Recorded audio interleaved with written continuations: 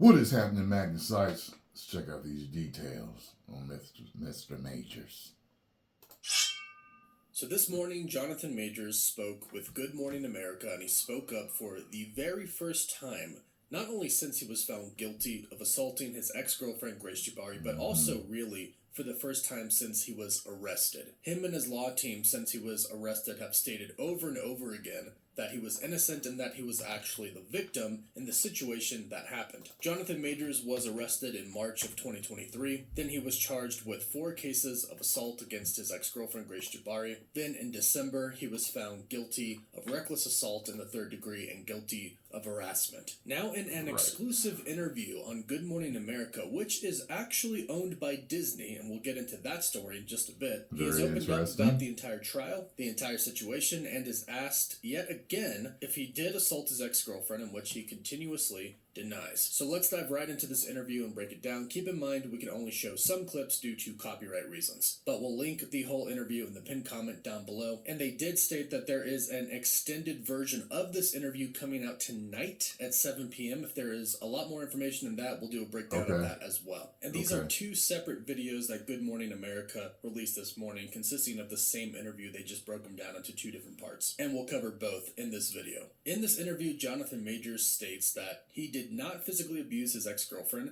that he is going to appeal the court's decision in hopes that it could be turned around and he could be found not guilty. And he states that he does not think that his Hollywood career as an actor is over. The interview is conducted by Lindsay Davis, and she starts off by stating that Jonathan Majors is adamant that there was absolutely no physical abuse in the relationship with him and his ex-girlfriend, Grace Jabari. He calls the 2-year relationship with Grace Jabari toxic, dangerous, and unhealthy, but he is adamant. He says there was absolutely no physical abuse. They then state that he could still face up to a year in prison, and the interviewer asks, why now? Why speak up now? Which Jonathan Majors said this. Why did you decide you wanted to talk now? I felt like it was time. A lot has happened in my personal life, in my career, in the culture. It's about responsibility and coming forward and being brave and giving my part of the story. She then asks about his reaction to the verdict, in which he said he was absolutely shocked. Your reaction to that verdict? Shock. I was absolutely shocked, and afraid. And I'm standing there, and the verdict comes down. I say, how is that possible? Based off the evidence, based off the prosecution's evidence, let alone our evidence. How is that possible? Good Morning America then goes over the events that really took place the night before he was arrested, stating that he got a text from another woman that said, "Oh, how I wish to be kissing you," in which his girlfriend at the time, Grace Jabari, grabbed his phone, where she claimed he physically tried to get it back from her, fracturing her finger and hurting her behind the right ear. The interviewer says she says that you did all of these things to her to physically abuse her, and Jonathan Majors straight up says that never happened. She says inside the car, you hit her in the face, twist her arm behind her back, fracture her middle finger. Yeah, that did not happen. How did those injuries come about? I wish to God I knew. That would give clarity. That would give me some type of peace about it. But you're confident you didn't cause I have no them. question. Then after this, Majors puts focus on him running away from Grace Jabari, in which they do show the footage of him getting out of the car, running away, and she follows him. And he makes a really good point, stating that if the roles were reversed, it would have been very different. What happens next is what the defense remains focused on. Majors runs off, and Jabari chases after him. If you watch those videos, and you reverse that, and you saw a black man chasing a young white girl down the street, screaming and crying, that man is going to be shot and killed in the streets of New York City. They then show that Jonathan Majors actually had injuries himself Definitely from a Grace Jabari. possibility. How were you injured? My injuries were a scratch on my hand, from clawing for the phone, and I had a gash on my, at the time I had a beard.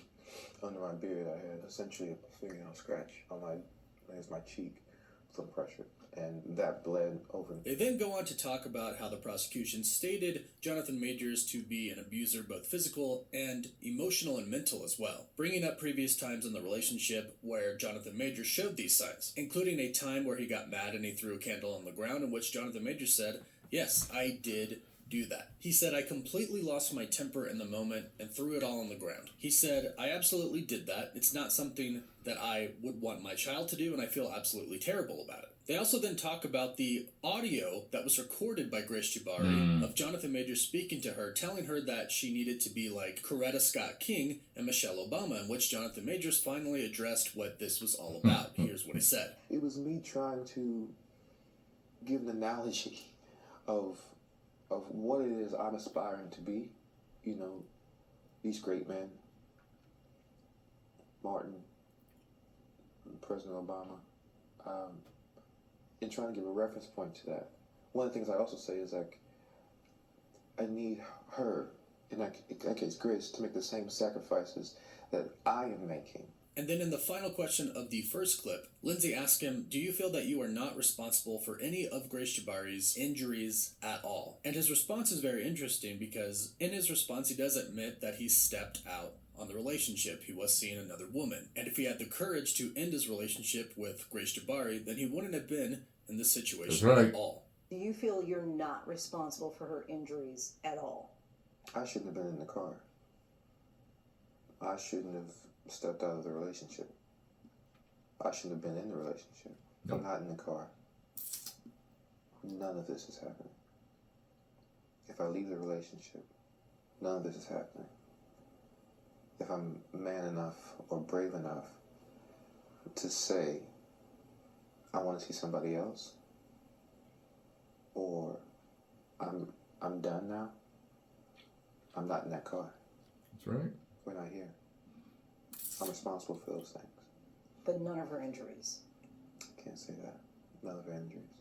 Then Lindsay states that his sentencing is less than a month away, but legal analysts state that he is very unlikely to spend any time in jail at all. And she makes it clear that Jonathan Majors has said that he is planning to appeal. So to Jonathan Majors, this is not over yet. He is going to appeal the court's decision. Then Lindsay states that Jonathan Majors never took the stand. During the trial, we all wondered why he never testified, in which Lindsay then stated Majors said he always planned to take the stand and testify, but didn't in the end because he felt that the prior testimony was so compelling that he felt that there was nothing else that he could add. But now that the jury has spoken, he felt that it was time to tell his side of the story. Then the interview begins, and Good Morning America does a good job at painting the entire picture here. They show Jonathan Majors stating how hard his life was, a clip that we showed in the beginning of this video, and then they dive into what happened, being sure to state that he was actually found not guilty to 2 of the charges against him. They state in a split verdict he was found not guilty of 2 other misdemeanors, assault with intent to cause physical injury and aggravated assault, in which they do a great job of explaining the difference between the charges he was found not guilty of and guilty of, very clearly expressing that the charges he was found guilty of was harassment that was unintentional. So they asked, did this really happen? Did he assault her? Even though it was unintentional, did it happen? Here's what he said. In a split verdict, Majors was found not guilty of 2 other misdemeanors, assault with intent to cause physical injury and aggravated assault. They're saying you didn't intend to injure her, but the result of your recklessness injured her. Were you reckless? I was reckless with her heart. Not with her body. Not with her body. So again, Majors denies ever hurting her, ever abusing her, harassing her, or causing any physical pain to her at all, intentional or unintentional, or recklessly. He only says that he was reckless with her heart because he stepped out on the relationship. They then go on to state that Jonathan Majors was the one who actually called the police. After the altercation took place and Jonathan Majors ran away from her and they separated that night, he went back to his apartment and found her unconscious on the floor, and he's the one who called the police. And the interviewer asked if he felt that he did anything wrong that night and if he could relive it, if he would do anything differently, in which he said this. You feel that you did anything wrong on the night of March 25th? If you could relive that night? I wouldn't have picked her up. I wouldn't have picked her up. I wouldn't have put her back in the car. I wouldn't have tried to keep her in the car. I would have gotten out that car and ran immediately. The interviewer then says that the prosecution described his relationship with Grace Jabari as abusive, in which Jonathan Majors replied, "No, I loved Grace, and the relationship was toxic, and it was a term that he used, dangerous, and he should have had the courage to end the relationship, but he was scared." And he says that he should have been brave, and he should have told her this isn't working, and he should have walked away, but he didn't. She also asks him about the text where he threatens, in which he stated that he's worked through that. He's not there anymore. He's not in that place where he would want to remove himself from a situation in such an extreme case. And he said that he's worked through that and he's not there anymore. That's not the place mentally where he is at. Then they asked a big question. When Jonathan Majors was arrested, a lot of people came out talking about how abusive Jonathan Majors actually was, mentally and physically. And they've stated that some of his past partners have basically painted the picture that he is indeed, in one way or another, an abusive boyfriend, an abusive partner. But Lindsay specifically asked, have you ever physically abused any of your past partners? And this is what he said. I've had very few relationships, so I can gather what situations we're talking about. Yeah, I was not the best boyfriend all the time. But never hit a woman. Never hit a woman. My hands have never struck a woman, ever. Then in the final part of this interview, they go on to state that before this all happened, Majors was in his prime. But moments after he was found guilty, Marvel Studios dropped him as Kang the Conqueror. So they ask, do you think your career in Hollywood is done? You think you'll ever work in Hollywood again? Yeah, I do. I pray I do. But it's that's a hope. It's God's plan and God's timing.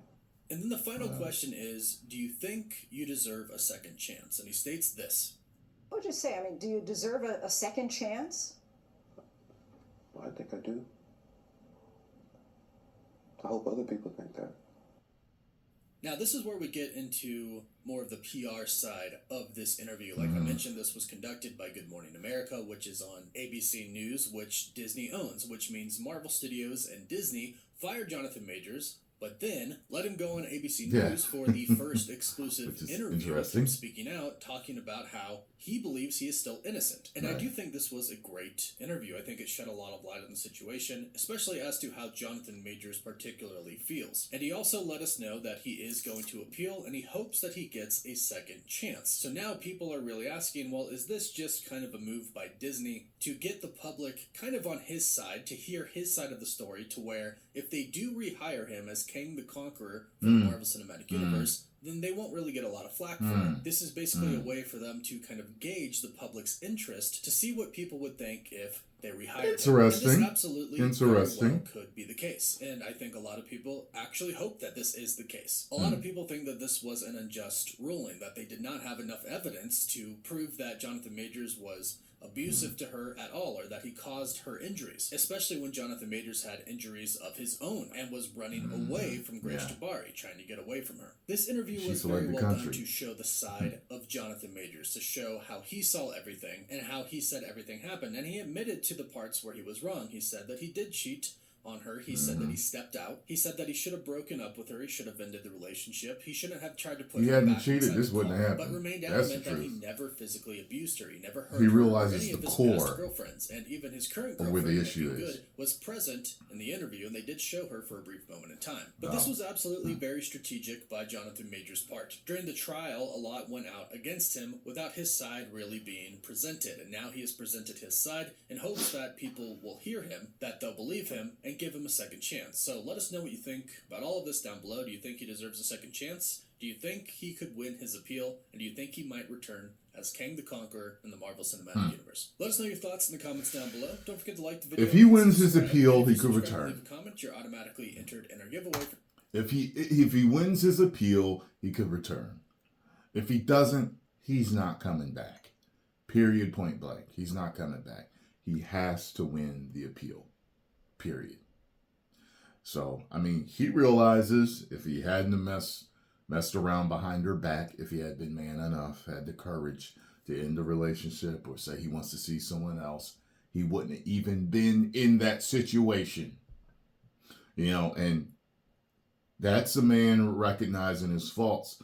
That's something you have to do as a man. Listen to someone that's 46. There are things that have happened in my life. Once I learned full accountability,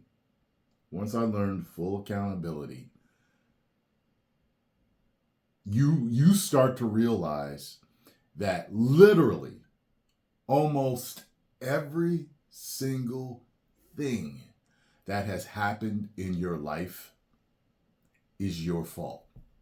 Whether it's good or bad, you are at fault for it. It's almost every single thing, okay? You know what I mean? It's not like, oh, well, I was just sitting in my living room and a meteor came through it and took my leg off. Okay, well, right. That's the point. That's the 0.1% that's not your fault. You know what I'm saying? But the majority of the time, the women you choose to date, the jobs that you pick, the people you hang with, all these different decisions, especially when you see the red flags but you ignore them. A lot of things in life, whether it's career stuff, relationships with your family, friends, and women, you almost 100% of the time see red flags yet ignore them because they're your friends, they're your family, or they're your girlfriend or wife or whatever it is, or your job that you want to excel in. You see certain things and you ignore them, or you decide you know what to do, but you don't act. See, he knew that he should have ended the relationship with her to go see other women, but he didn't. See, even if he had it in his head to leave, if he hadn't been communicating with Miss Good or whoever that was that messaged him, then wouldn't have happened. The whole thing wouldn't have happened. He'd have just been in the car on the way back home. That's it. Because he wouldn't have been talking to somebody else that would have sent him a message that he would have answered. I mean, if he was really dirty pimping, he would have got the text message and kept it in his pocket. You know what I'm saying? The phone would have been off or on silent if he was really dirty pimping, right? Listen. This one chick told me she was messing with this one dude. She was messing with him for years. And he was always cheating. And she knew stuff was going on because she would walk into the living room and he would turn his phone over. How stupid are you? That is not dirty pimping correctly. Like, I don't even dirty pimp. I've never dirty pimped. And I know that, look, the easiest thing to do. Like, say you texting some other chick right now, right? Beep, beep, beep, beep, beep, beep, beep. Right? Let me see here. Here's my Signal app. Let me see. Here's my Signal app, right? This phone I don't even really use. Here's my Signal app, right? You see it's open, right? If you dirty pimping, right, and your girl walk in, just exit out of it. Like, what? You see how fast that is? Just do. What's happening, babe? Stupid. Some dudes are so stupid. You know what I mean? That's why I live my life in honesty. If there's a problem, I'm going to let you know. Okay? Whatever's I'm telling you, I have told them. And I have, even when it was something where it was like hanging by a string, I'm like, listen, I'm pretty much both feet out the door. I'm trying my best with you, but this relationship will not last the next few months. I'm telling you right now, if this stuff continues between me and you. So I'm just letting you know. You know, nothing has been a shock or surprise to any woman that I deal with. You know what I'm saying? So let this be a learning experience for you young men and ladies out there.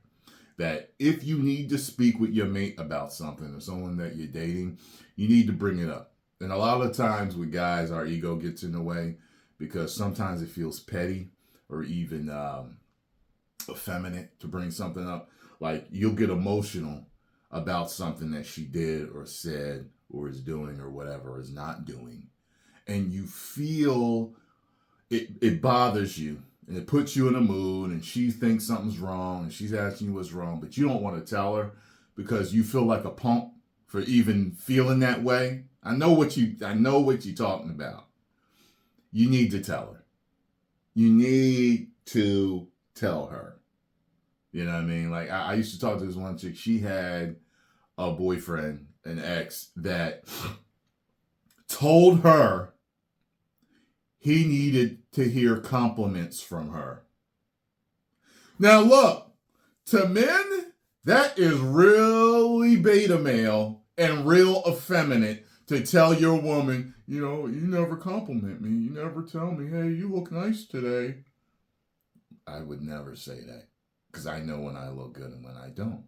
But there's different types of men out there. Now, even though I consider that beta male and effeminate, he had the balls to tell her. At least he told her. And then she can make the decision as a woman and say, you know what, I don't want to deal with a dude like this no more. Or I do. And she continued to. She told me he would be in competition with her about certain things. She would get this and then he would go bigger. And it's like, why did you need to buy this after I just bought this? What is wrong with you? Like, it was really weird. She told me a few things. He just had an insecurity problem. And he was a dude that could get chicks and he had money and all this other stuff. But he for some reason or reasons, he was extremely insecure. So it is what it is. But yeah, just take this as a lesson. Apparently his relationship is not over with Disney. So this is calculated. So he's appealing. If he wins his appeal, I bet you he's back on his Kang. I bet you. Get over and follow the Cosmic Wonder. Tell him Tyrone Magnus sent you. 10 million subscribers. Woo.